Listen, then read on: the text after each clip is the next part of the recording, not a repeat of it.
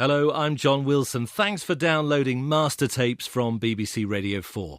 In this programme, I talk to Paul Weller.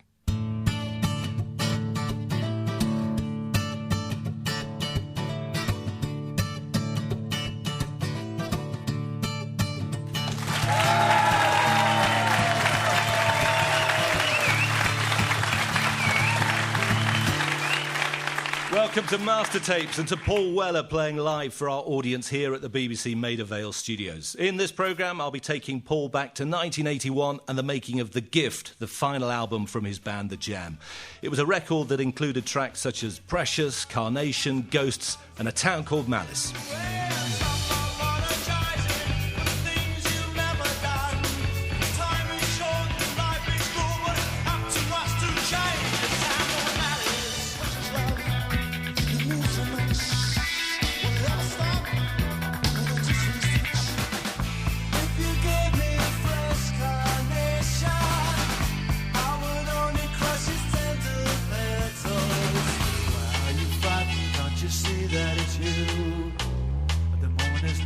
So there's nothing to lose.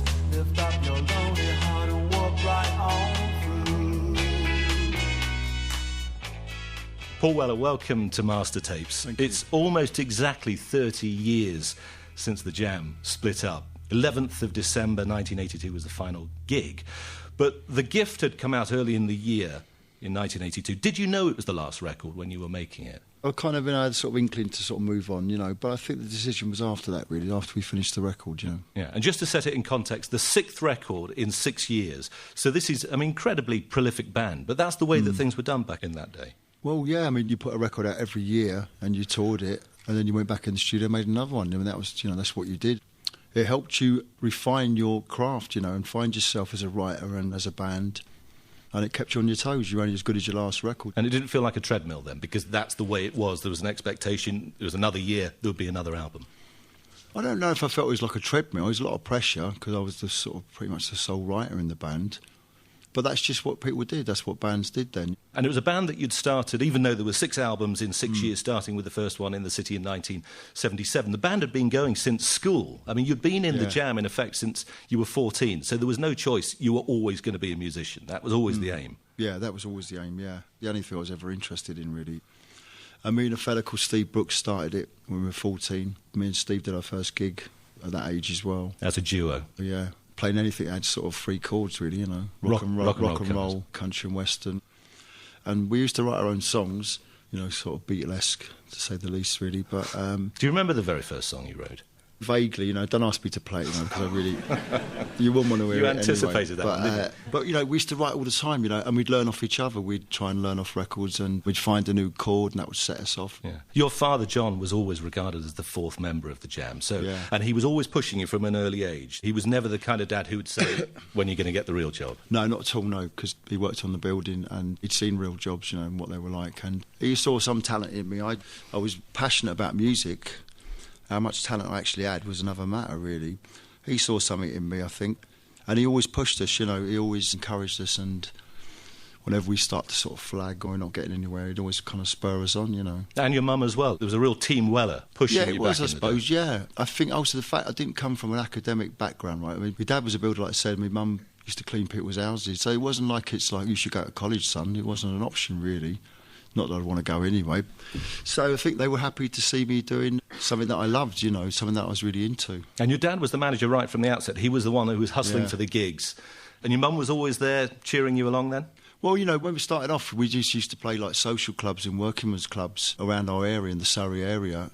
So it was a bit of a sort of Saturday night out for us all anyway. We'd all get on the lash.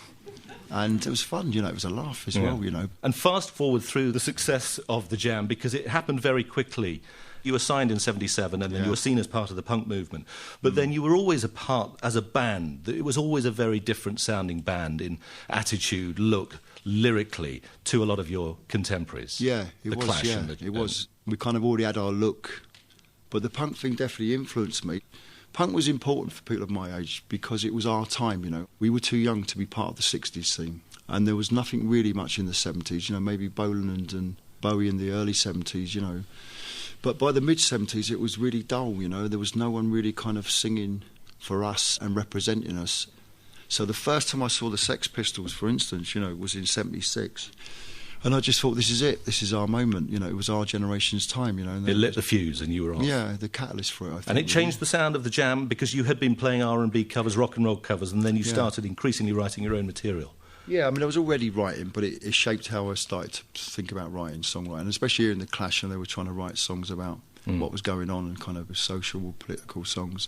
And it influenced me, And we take you to 1981, to the making of The Gift, the album that we're talking about today in this programme, because the Jam were the biggest band in the country at the time. Yeah. You had had succession of singles going straight in at number one, going underground and start, and there was a real sense of fervour around the band. But you were only 24 years old. I mean, looking back, incredibly young. There was a lot of pressure to be bearing, wasn't it? Yeah, it was incredible pressure, yeah. But I don't like to moan about it because for the 10 years prior to that, that's all I ever dreamt of doing, or getting to, you know. But it was a lot of pressure, There were things about, well, it's, use the word, but stardom, if you like, that I didn't really like. But, the positive things far outweigh any of that, because it was so exciting as well. And I was the right age to be doing that, And hailed as a spokesman for a generation. I mean, there was an expectation that whatever was happening in the world, Paul Weller would provide a quote. I don't know how that happened. I don't know, I mean, I think my songs, I could barely string a sentence together, The lyrics, anyway, connected with people, I like to think, anyway. Well, I know they did. But it was a bit heavy for me, that. I thought I'm not really cut out for this, I'm just a song and dance man, as Bob Dylan once said, that's quite the truth. But, I was trying to write about myself, but I was trying to write about my generation, no pun intended. But I think also, because I wrote coming from a little suburban town, it was slightly different as well, It wasn't like I was a hip city kid, it was quite the opposite, I suppose, really. So songs like Saturday's Kids, really kind of rung a bell, I think, with a lot of people around the country, because not everywhere's a big city, There's lots of little pockets of suburbia. And that's off the Setting Sun's album. That's about the kids on a Saturday afternoon hanging out. It's about all my mates I grew up with, That's reportage, really, that song, isn't it? And had you always done that? Because it's quite an unusual thing. As you say, you're not academic, and when people were expecting you to be pronouncing on issues of the day, it seemed very hard for you to talk about it, and yet you were creating these character studies of life around you. Had you always done that? Had you always written, even if they weren't lyrics? Had you always been writing stories and poetry as a kid? No, not particularly, no. I'd always written songs from the time I was 14, from the time I learnt 3 chords, in fact. And that's what I wanted to do in life. I wanted to be a songwriter. But I don't know if I had any other kind of ambitions beyond that, But I think sometimes the good side of success is that it spurs you on, people start taking you seriously, and sometimes that can be a very rewarding and positive thing, because it kind of pushes you into being better at what you do, Yeah. And I think around the time of, probably it started with All Mod Cons, which was like our 3rd album, but I think by the time I did Setting Suns, I was kind of writing more, almost like sort of prose, I suppose you'd call it in some ways. I guess it started really with Down in the Tube Station, which at first wasn't really a song or a lyric as such, it was just a kind of poem thing, Which is a story that plays out. A little story, I imagine it almost like a little sort of TV drama or like something. Like a play for today. Yeah. And back to The Gift, because you head into the studio in 1981 as the biggest band in the country, and you've had a series of hits, and I guess there's a bit of money behind you. And you head into Air Studios, which was owned by George Martin at the time. It was at Oxford Circus. I mean, so literally in central London, looking down on the city. So did that help shape the sound and the lyrics that you're writing, do you think? Do you regard it as a particularly urban album? I suppose it did in some ways, we were kind of right in the centre of it. But then, if I look at something like A Town Called Malice, those images to me make me think of Woking, really. But I think it was exciting. I'm sure there's the element of just looking down and seeing all the people milling around, and you're kind of in this sort of sanctuary of the studio, and it's quite a weird sort of feeling. But I think it probably added to the energy of the record. And would you have had the songs already written when you headed into the studio with your bandmates Rick Buckler and Bruce Foxton, and give them to them and say these are the songs that we're going to be playing, or were the songs worked up in the studio? It's a bit of both, really. There were some songs which I'd written beforehand and I'd demoed on my own. And then there's other things we kind of worked up, I had a vague idea or a chord sequence or maybe a few scraps of lyrics. And we would kind of jam on the ideas and it would kind of take shape from that. Which would have been the first song, do you think, that was recorded or ready? I'm not sure, I think probably things like Carnation and Just Who Is the 5 O'Clock Hero, I'd definitely written those at home. Both of those almost character study. Well, Just Who Is the 5 O'Clock Hero is a character study. Well, it was kind of written about me dad, really, in lots of ways, And the opening line is, "Hello, darling, I'm home again," which I kind of imagine like you see in those sort of crappy 70s middle-class sitcoms, were like, "Hello, darling, I'm home again." Terry and June. Yeah. And so he was just like he'd been sandblasted when he got home, covered in cement and stuff. because he'd been working all down the building. He was a hod carrier Yeah. for most of his life, and it was just tough work, you know. I don't even know if they exist anymore, really, probably luckily for a lot of people. Hello, darling, I'm home again. Covered in shit, headaches and pains. Too knackered to think, so give me time to come round. Just give me the liver and read to the beeping down.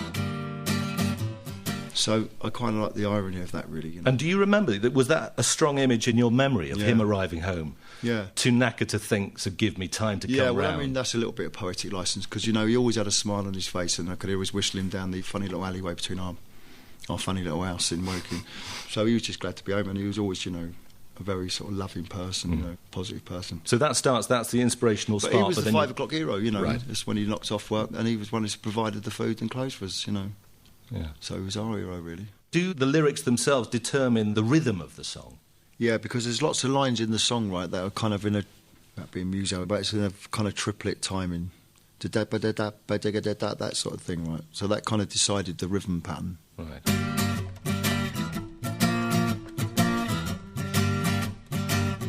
From this window, I've seen the whole world pass.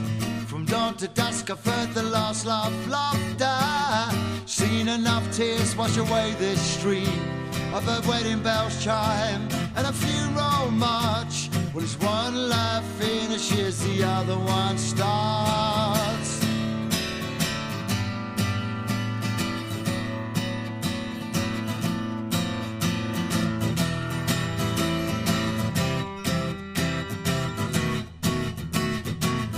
From this window, seen the whole world pass. From dawn to dusk, I've heard the last laugh, laughter. Seen enough tears wash away this street. Sorry. Would half it do? Just do as a 2.5 hero, something like that. From this window, seen the whole world pass. From dawn to dusk, I've heard the last laugh, laughter. Seen enough tears, I'm off.